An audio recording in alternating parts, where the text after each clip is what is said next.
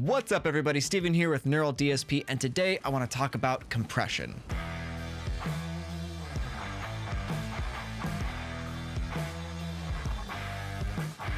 So lately I've been getting asked a lot about compression, so I wanted to start a series explaining what it is and when you should use it. And the reason why I want to make this into a series is because compression can be a particularly complex subject with a variety of uses. This first video is going to go over the basic controls and concepts of compression, while the next segments are going to go over the more specific applications and types of compression. And I'm going to try to keep to the point of practical applications, so unless it's absolutely necessary to explain the behavior of the compressor, I'm not going to dive into the science behind it too terribly much. And lastly, if you have any questions or concepts you want me to cover in this series, be sure to leave them in the comments down below. So what is compression? Compression is the process of reducing the dynamic range of an audio signal. This is done by boosting the quieter parts of the signal and attenuating the louder parts of the signal. Now this can be handy for us in a lot of different ways, but here are a few examples. Compression can be used to increase the perceived volume of a signal without increasing the amplitude or peak volume. It could be used to make a signal's volume more consistent throughout the duration of the note. It could be used in parallel to add more weight to a signal. And you can even control portions of your signal with multiband compression. So let's talk controls. The threshold is the level you set at which when the audio goes past,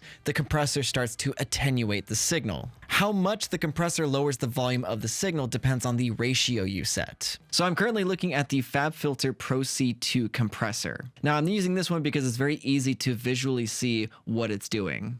So you can see that when the threshold is at 0, it's not hitting the signal at all.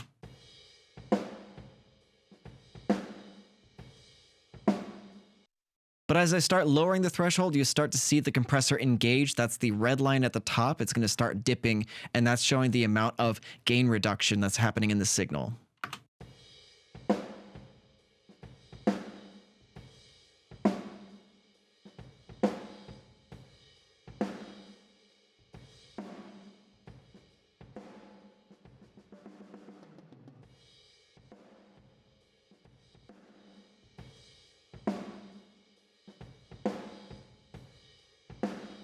On a lot of compressors, you're going to see something like 2-to-1, 4-to-1, 8-to-1, 20-to-1, and infinity to 1. What this means is that for every X number of decibels above the threshold, the compressor only allows 1 decibel through.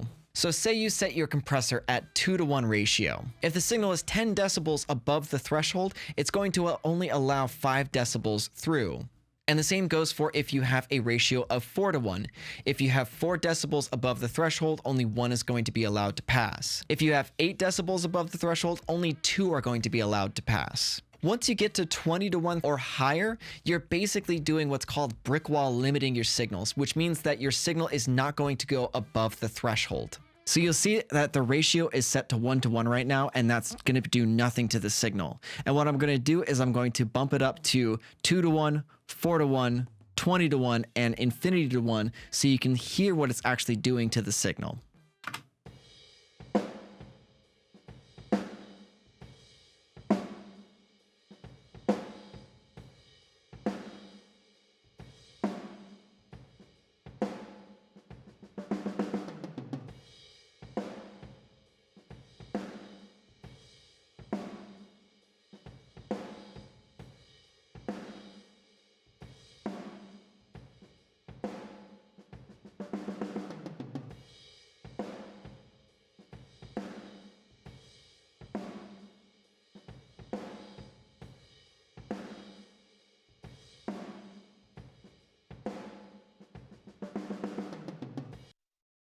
Attack refers to the amount of time it takes the compressor to engage after the signal has exceeded the threshold. So if I'm compressing a snare, an extremely fast attack is going to just crush that initial transient.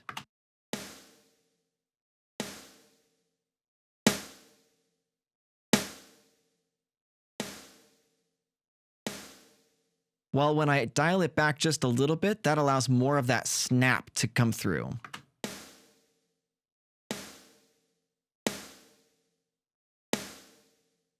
But if you're dealing with something that's very transient heavy like a snare, don't dial the attack back so slow, otherwise it's not even going to touch your signal.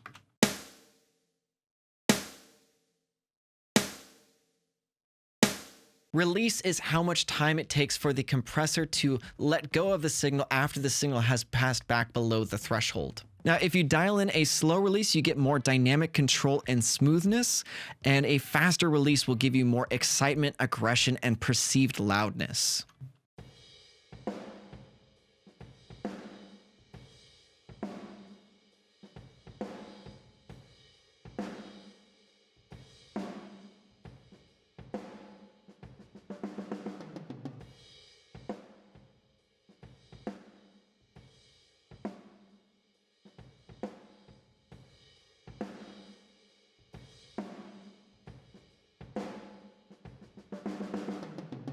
So you can see at the fastest release that it was only attenuating the loudest signals, which were the transients from the snare and the toms. But at the slowest release, it was compressing the entirety of the signal, bringing all of it down. Next, we get to the knee, which is how gradual the compression sets in.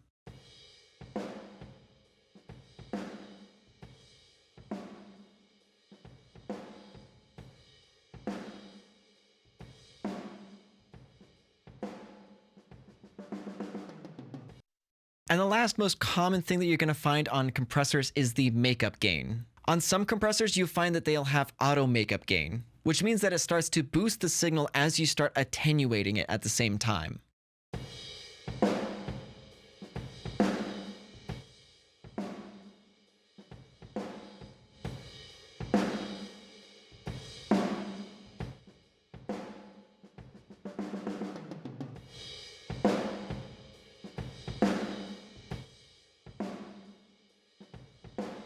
So you can see that the compression was lowering the volume of the signal, where the auto gain was boosting it back up to its comparable level. So hopefully this gets you a little bit closer to understanding the controls of your compressor. And be sure to tune into the next episode where I go over the different types of compressors and how you can best use them in your mix. Thank you so much for checking out this video. Please like, share, and subscribe, and hit that bell icon for notifications on when we upload our videos. Comment down below. Let me know if you have any additional questions or if you have any concepts you want me to go over. And as always, I'll see you in that next video.